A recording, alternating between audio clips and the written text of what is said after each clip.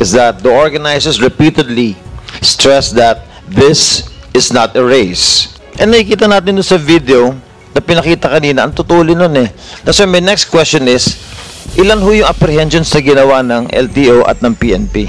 As far as we are concerned, Mr. Chair, this is a race. And as a lawmaker, I feel that we need to put the spotlight on Boss Ironman events. Thank you, Mr. Chair. Congressman Romeo Acop, sa akong makauban diri sa Kongreso, our esteemed colleagues, our resource guests, good morning to everyone. I sponsored House Resolution 1620, urging the Committee on Public Order and Safety to investigate and aid legislation the involvement of motorcycle endurance event riders in road accidents in Dagupan City, San Juan, La Union, and Isabela on February 26, 2024, resulting in fatalities and injury for the purpose of improving public safety. Mr. Chair, year after year, motorcycle enthusiasts drum up excitement for the BOSS Ironman Endurance Challenge. BOSS stands for BMW Owner Society of Safe Riders. Its organizers, patrons, and participants publicize the events as huge success, despite the fact that these events mostly come with horrendous accidents that have caused many losses in lives through the years. One of the biggest controversies with regards to BOSS Ironman events is that the organizers repeatedly stress that this is not a race. They claim that it is an endurance event that is meant to celebrate the love for motorcycle riding, and most recently as a tourism promotional event. I understand that the organizers have established rules and regulations for participants to follow, the regular road rules and regulations and other safety-related policies. But if these policies are not adhered to year after year, then I think some things will have to change, especially if many innocent motorists have died due to the same disregard of traffic rules and regulations by event participants. The event claims that it is not a race, yet for a participant to become a finisher, he or she must ride a minimum of 1,000 kilometers in over 24 hours. As far as we are concerned, Mr. Chair, this is a race.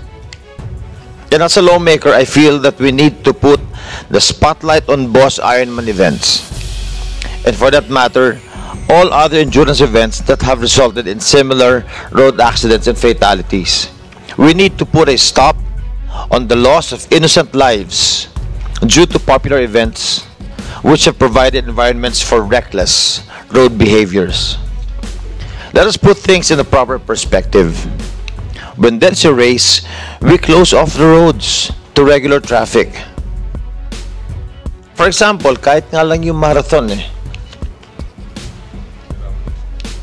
may route yan. How many kilometers? 42 kilometers lang yan. But still, we police all roads. We close them off. We provide alternate routes for motorists, for pedestrians, to provide proper routes for participants, as well as we put proper signages. But for endurance events, we keep the roads open to regular vehicular traffic. This means that regular motorists in cars, jeepneys, tricycles, regular motorcycles, bicycles, and pedestrians all share the same public roads with event riders who are supposedly not racing, but riding at speeds of over 100 kilometers anyways. How can we say over 100 kilometers? A lot of participants from this event publish their speeds in Facebook. Ladies and gentlemen, this situation by itself is already an invitation to disaster. Mr. Chair, I hope that in this investigation, we will be able to identify specific areas that we need to regulate so that we can address all of this with the establishment of new laws, if need be, and directives.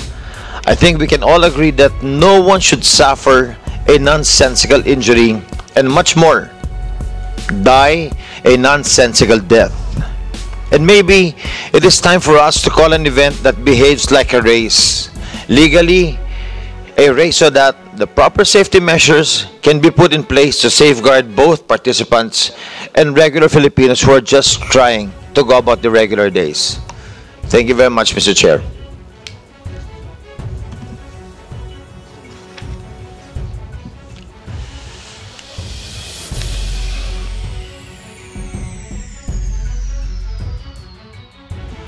Thank you for the authors. May I know if boss will present their side? Do you have a presentation to make? Yes, Mr. Chairman. Thank you. How about the Philippine National Police Highway Patrol? Wala kayo? Meron, sir, yung incident lang. The whole incident of Boss Ironman, Mindanao and Luzon. That's for Highway Patrol. Yes, sir. How about the regional directors? Would you present? And sir, there's no instruction, sir, but we prepared the data statistics on our respective AOR, sir. We have it on us, with, Your Honor. Thank you. Now, before we open the floor for interpellations, we will first allow our resource persons to give us a brief background about the Boss Ironman Motorcycle Challenge. To properly guide the members, may I request the presenter to give emphasis on the membership of the organization, the concept of the event, the authorization or permitting process, and the measures being observed to ensure the safety of participants and other road users. To have an orderly proceeding, may I request all the members present who would wish to interpolate to register with our committee secretary. The chair will now acknowledge the representative of BOSS for their presentation. You have the floor.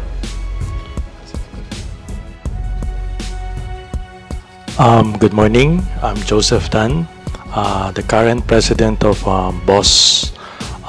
We are also the organizer of the BOSS Ironman Motorcycle Challenge. Before I proceed, Mr. Chair, I would like to sincerely ask an apology for all the people here for whatever had happened, especially for the people of San Juan, Balacan, Dagupan. It's unfortunate that fatalities has occurred in this event. Do we have a presentation, or can I just impromptu on my side? Okay. You have a presentation? Yes. A video presentation? Do you have? Yes, Mr. Chair. Yeah. We have a PowerPoint presentation, Mr. Chair. Joy?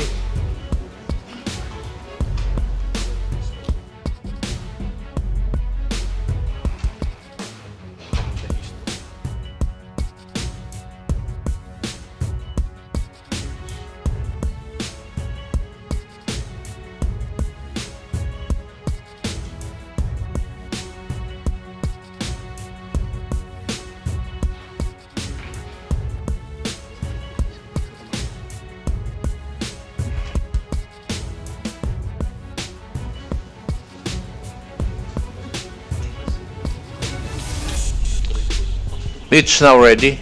Yes, Mr. Chair.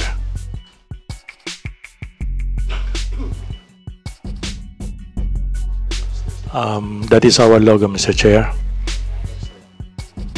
Society of Safe Riders. Because we would like to promote safety on the road. Next slide, please. This is our history. Although I cannot read it properly from here, but we started in 1999 as a group of friends. I'm not part of that batch. I think it's Mr. Francis Rivera's group who organized it. After 7 years of his presidency, I took over through the election. We changed the system from direct election from president and the officers, but we changed it to a board.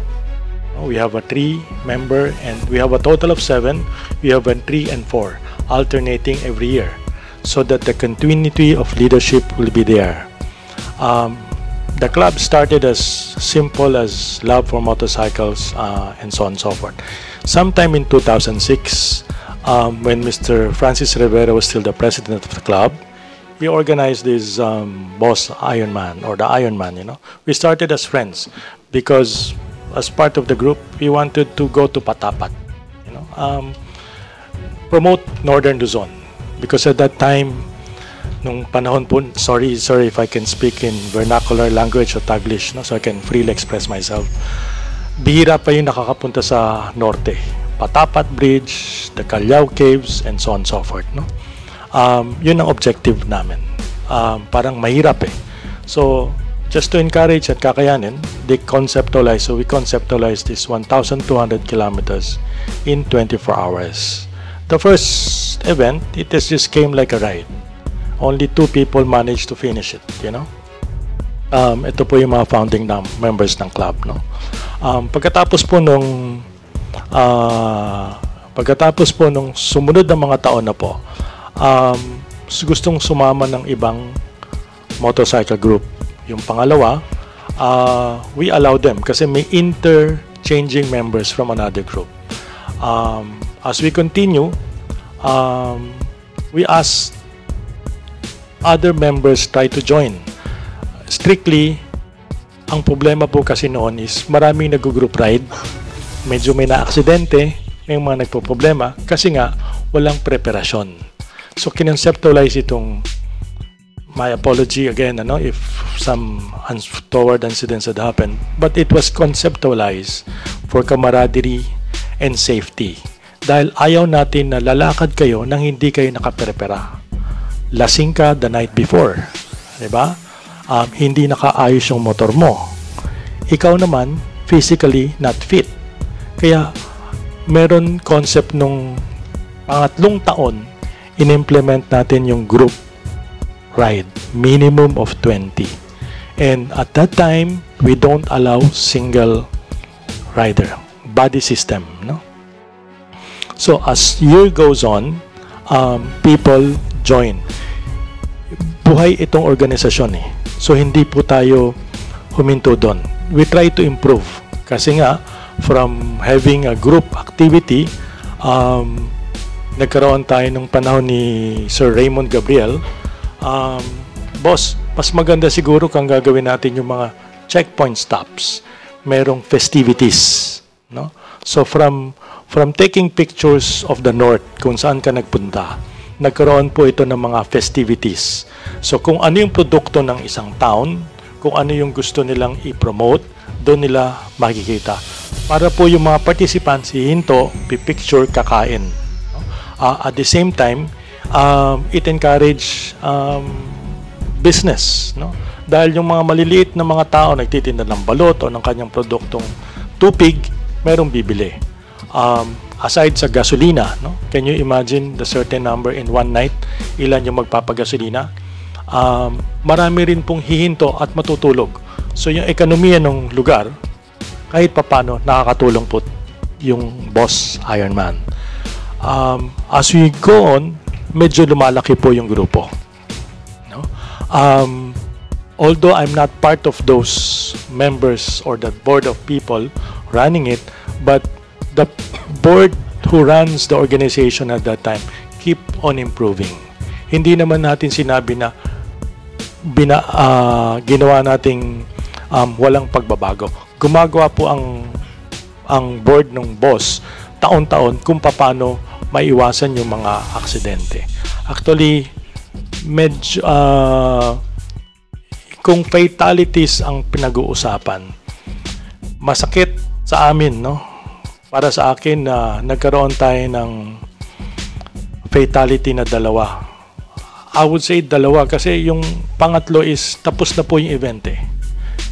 ayoko naman sabihin na pagtapos na kasing event, hindi ko naman sinasabing wala kami responsibility. Pero pagtapos na po yung event,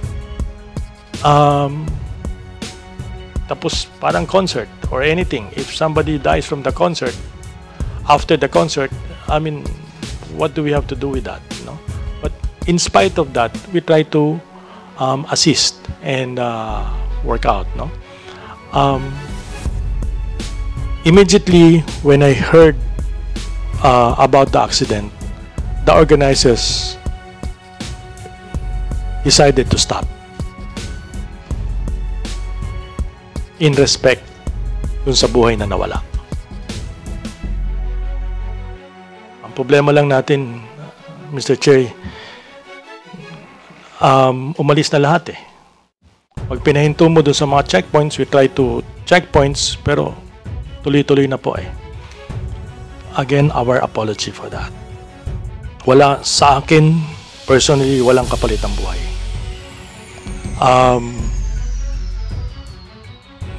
Totoo, meron kaming mga outreach program, pero ano yung kapalit ng outreach program? No? Hindi namin as organisasyon na pinapakita lahat ng ginagawa natin sa outreach, pero ito po yung nature ng club eh.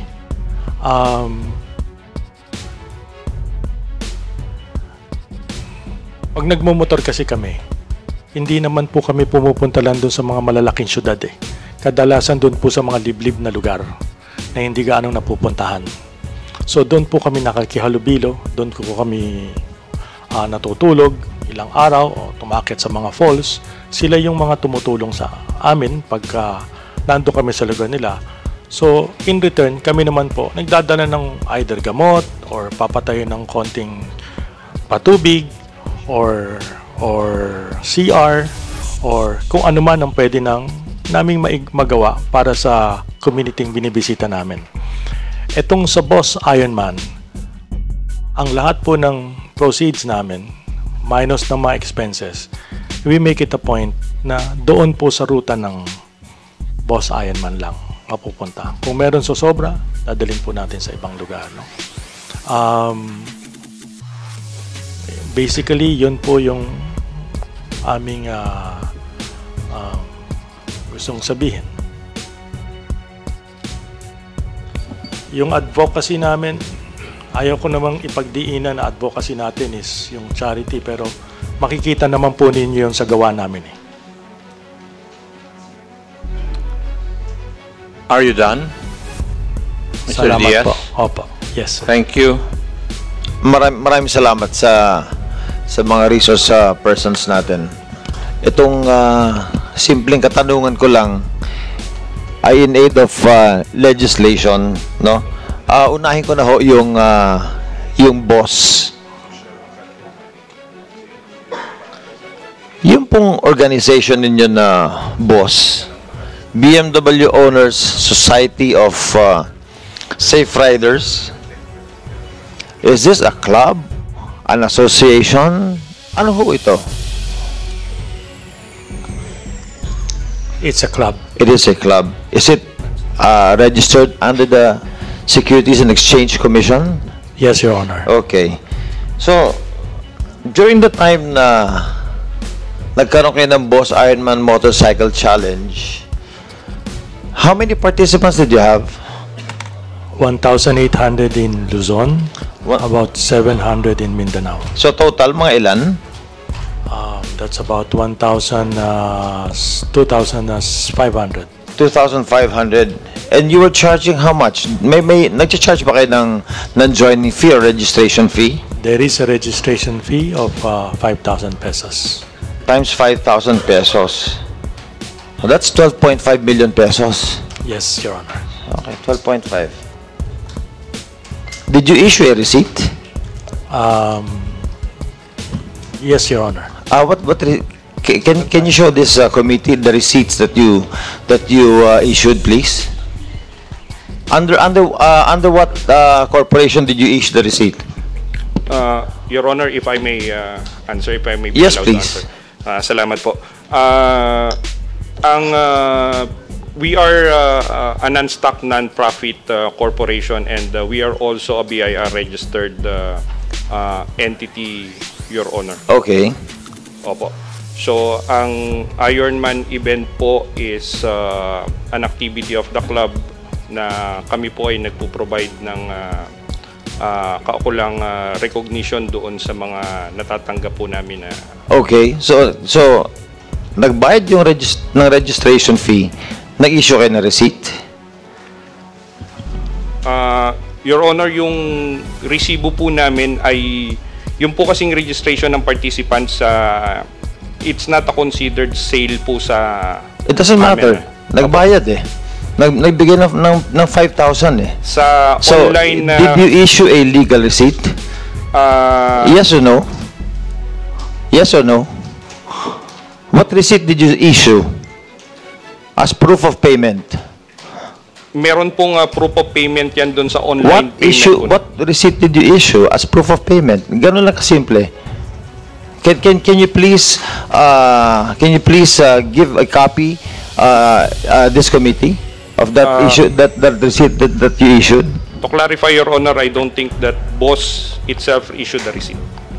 So wala kayo in-issue na receipt? You just said wala kayo in-issue na receipt. BOSS as an organization, Your Honor. So who organized the BIMC? Kami po, Your Honor. Ha? Kami po, Your Honor. Personally? Kayo lang? Yes, Your Honor.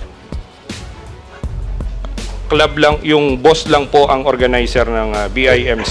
That's why I'm asking. Kasi may legalities to eh. You collected 12.5 million pesos. And then wala kayong resibo? Ang payment scheme po kasi ng Boss Ironman went into an online payment It company. doesn't matter. Still sa online payment, dapat may receipts na nagre-reflect. Meron po ang Dragon Pay, pero ang Your Honor, pasensya na po Okay, kayo. thank you. Mr. Chair, the reason why I ask this because this organization, Mr. Chair, charges 5,000 pesos per rider, per participant, whether motorcycle or kotse. Tama ba? Okay. And they have about 2,500 participants, and that's 12.5 million pesos, Mr. Chair. And this is the reason why I am asking kung nag-issue ba sila ng legal receipt. And that's the reason, Mr. Chair, I also ask if the BOSS organization is registered by SEC. Mr. Chairman, opo, we are a registered non-stock, non-profit corporation. It doesn't matter whether you're non-stock or profit-oriented corporation or organization. The fact na humingi kayo ng 5,000 as registration fee, hindi kayo nag-issue ng receipt. Very clear. I'll move on, Mr. Chair. But we should tackle that, Mr. Chair.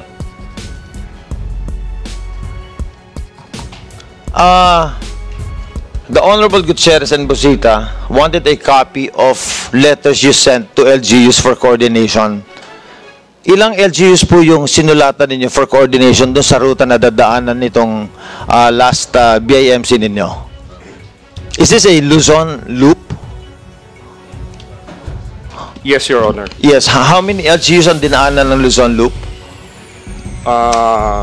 The province of Zambales, the province of Pangasinan, the province of La Union, the province of Ilocos Sur, Ilocos Norte, Cagayan, Isabela, Aurora, Nueva Ecija. So ilang provinces po yun? 9 po. 9 provinces. And in that 9 provinces, how many LGUs ho yun dinaanan ninyo? Ilang munisipyo, ilang syudad yung dinaanan ninyo? Your Honor, hindi ko po alam yung eksaktong... So ilan yung sinulatan ninyo na LGU? 9 po, Your Honor. Ang sinulatan po namin, Your Honor, ay the provincial government. Okay. So, meron kayong mga dinaanan ng mga cities? Tama po yun, Your Honor. Tama, no? Kasi yung mga city, hindi ho yan under ng governor. They govern themselves as city. Posible na sumulat kayo dun sa governor, ang gino-govern nila are the municipalities. Pero yung mga syudad, Kung hindi kayo sumulat sa kanila, actually, pwede kayo hintuin doon eh. Pwede hindi kayo padaanin doon. And under the local government code, under section 21.c, a mayor should issue a written order na pwede kayong dumaan doon during your activity. Why do I know that? Mayor ako dati. I was a city mayor. That's why I'm asking you this. So please, provide a copy of all the letters that you sent to the LGUs, all the letters that you were saying na nakipag-coordinate kayo sa mga government agencies, the PNP, the DLG, the DOTR, the LTO. We want to make sure na lahat na sinasabi niyo sa committee na to ay totoo. Yes, Your Honor. Ang next ko po na question is, doon po sa buong dinaanan ng 1,200 kilometers, ilan ho yung ambulansya at saka medic team na naghihintay?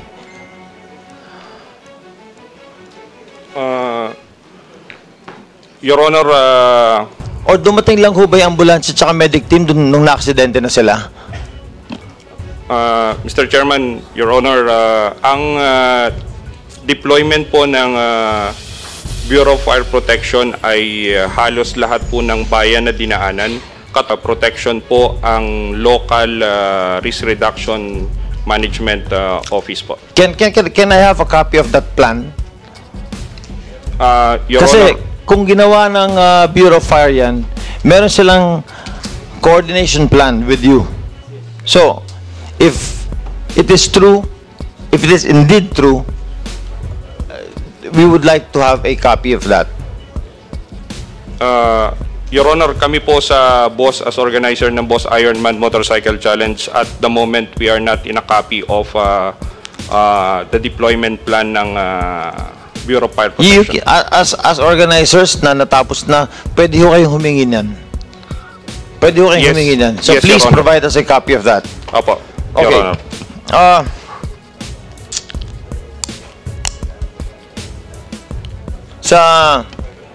Sa PNP po at saka sa LTO, ano ho ang maximum speed limit ng mga kalsada natin?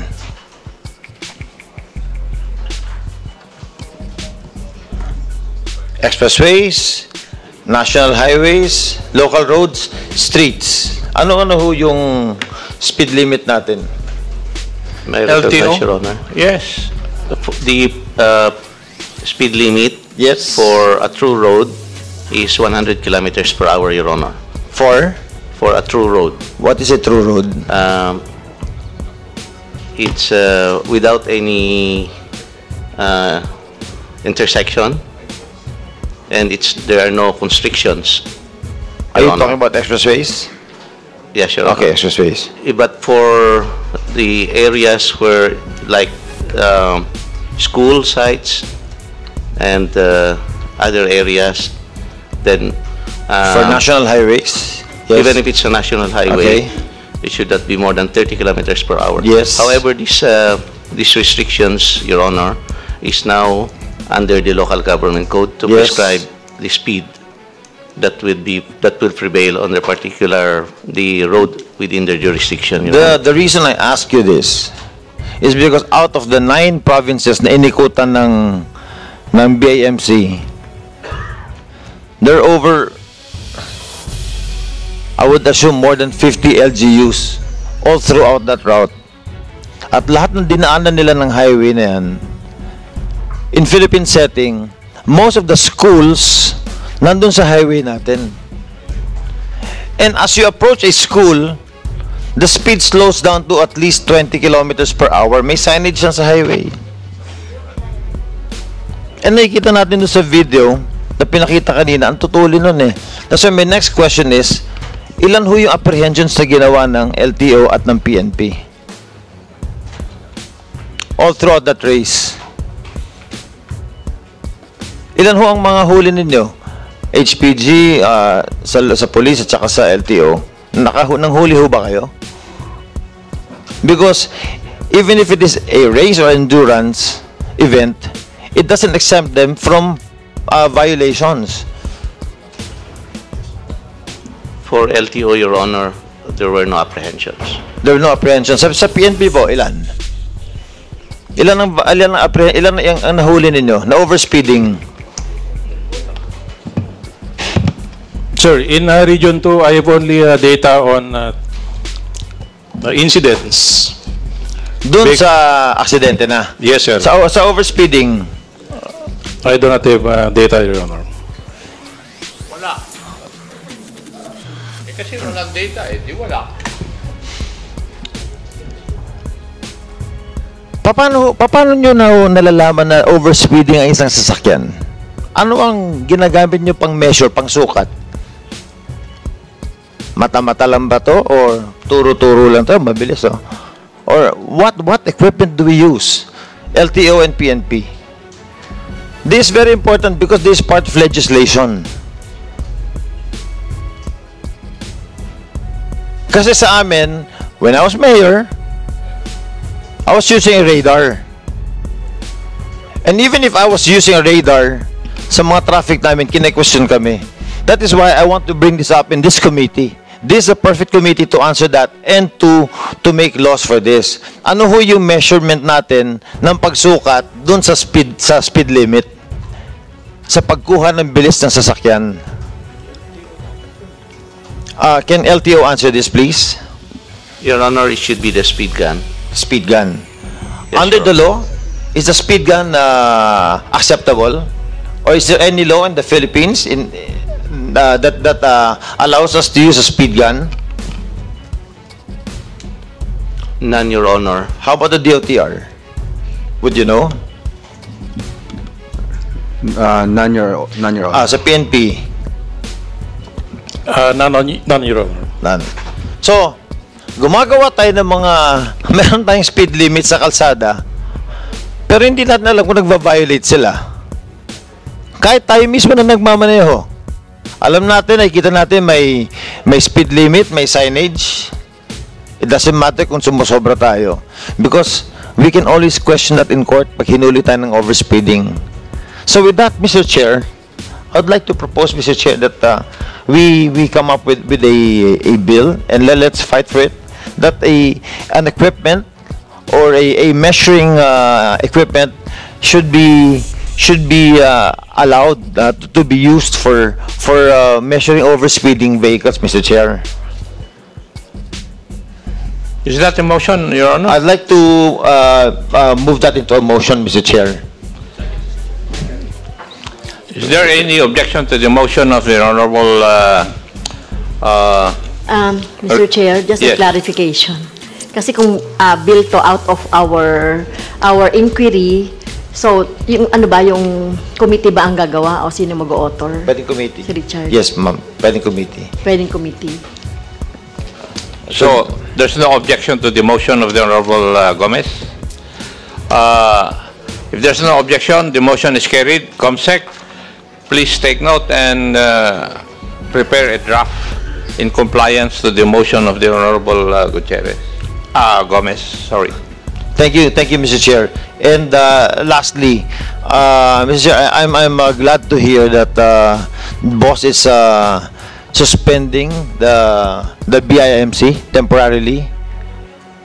Kasi sinabi nyo, did say i-retrofit nila? So pag na-retrofit Permission to i-reformat nila. So that means pag na-reformat nila, ipapatuloy ulit nila, correct? Iba ko kasi sinabi na hindi na kami magre-reformat, tatapusin namin karera, hindi na kami papatakbo. Am I correct in that? Permission to speak, Mr. Chair. Please. We are contemplating not reformatting not to continue the Boss Ironman challenge. Okay, so they're contemplating. That means hindi pa ho tapos. Pinag-iisipan paano? Kung Strongly contemplating. okay, thank you so much. Thank you so much, Mr. Ta. It's nice to hear that. I'm hoping that in the future, kung sakali magkakaroon kayo ng ganyang klaseng event, coordination is very important. Discipline of riders is very important. Kasi ako rin, rider din ho ako eh. Kumakarera din ako ng motocross dati. Kaya nagmumotor ho ako. Noong mga bata-bata ako, magkakasama ho tayo. That is why, Mr. Chair, it's very important na itong itong legislation very important. Yung bringing up ko kanina, Mr. Chair, very important yung how do we determine overspeeding. Kailangan natin pag-aralan yan. So, with that, Mr. Chair, if there are further questions, I reserve further questions, Mr. Chair. Thank you so much.